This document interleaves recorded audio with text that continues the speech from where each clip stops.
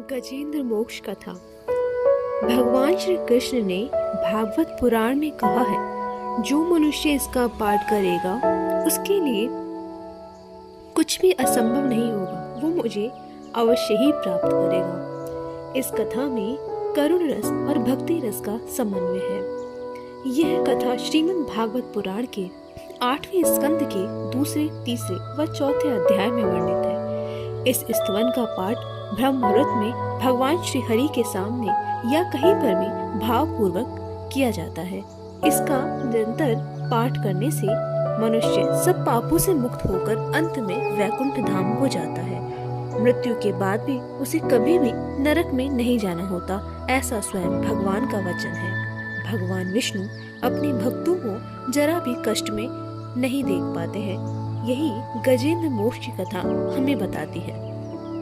कथा कुछ इस प्रकार है। प्राचीन काल में द्रविड़ प्रदेश में एक पांड्यवंशी राजा राज्य करता था। उसका नाम इंद्रधुम्न था। वह बड़ा प्रतापी, धर्मपरायण और प्रजापालक था, परंतु वह अपना अधिक समय भगवान की आराधना, पूजा पाठ में ही बिताता था। उसके राज्य में सर्वत्र सुख शांति थी और प्रजा प्रत्येक प्रकार से अपने राजा से संतुष्ट थी। धीरे धीरे राजा इंद्रधुम्न ने राज्य कार्य में समय देना बहुत कम कर दिया और वह राज्य को त्याग कर मल्य पर्वत पर रहकर तपस्या करने लगा। उसका मन और प्राण निरंतर श्री हरि के चरणों में ही लगे रहते थे। एक समय की बात है, राजा प्रतिदिन की भांति हरि भक्ति में लीन थे। उन्हें ब्रह्म जगत का तनिक भी ध्यान नहीं था। संयोगवश उसी समय महर्षि अगस्त्य अपने समस्त शिष्यों के साथ वहां पर पहुंच गए। ध्यान में मग्न होने के कारण राजा महर्षि और उनके शिष्यों का कोई स्वागत सत्कार नहीं कर पाए।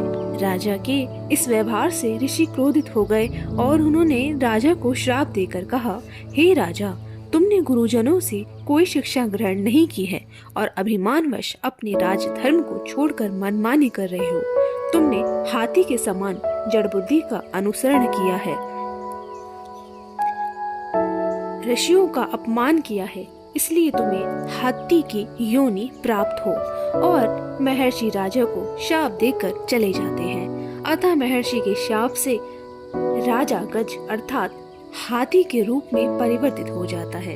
एक समय की बात है, गजेंद्र अपने साथियों सहित त्रिकुट नामक पर्वत पर घूम रहा था। तभी गजेंद्र और उसके साथियों को अत्यंत प्यास लगती है।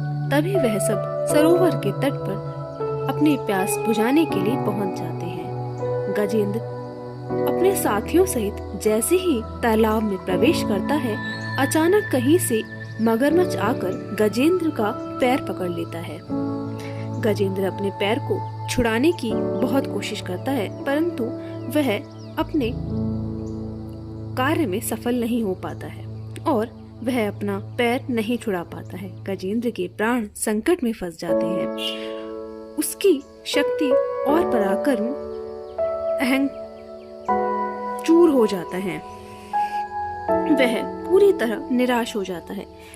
किंतु पूर्व जन्म में निरंतर भगवान की आराधना के फलस्वरूप उसे भगवान की स्मृति हो गई। वह उसी समय श्री हरि को याद करता है और उसे पूर्व जन्म में सीखे श्रोत द्वारा प्रभु भक्ति की स्तुति करने की याद आ जाती है और उसी तरह से वह पूर्व जन्म में सीखी हुई श्रोत का पाठ करता है। गजेंद्र की स्तुति सुनकर भगवान विष्णु प्रकट हो जाते हैं और गजेंद्र को पीड़ित देखकर भगवान स्वयं गरुड़ पर आरूढ़ होकर तुरंत सरोवर के तट पर पहुंच जाते हैं और गजेंद्र को ग्राहक के साथ ही सरोवर से बाहर खींच लाते हैं और अपने चक्र से ग्राहक का मुंह फाड़कर गजेंद्र को मुक्त कर देते हैं और गजेंद्र का उद्धार करके उसे अपना पार्षद बना लेते हैं। और गजेंद्र की स्तुति से प्रसन्न होकर उसे भगवान श्री हरि यह आशीर्वाद देते हैं कि जो भी तुम्हारी की हुई स्तुति से मेरा स्तवन करेगा, उसे मृत्यु के समय निर्मल बुद्धि का दान करूंगा। बोले श्री कृष्ण भगवान की जय। तो ये थी गजेंद्र मोक्ष की कथा।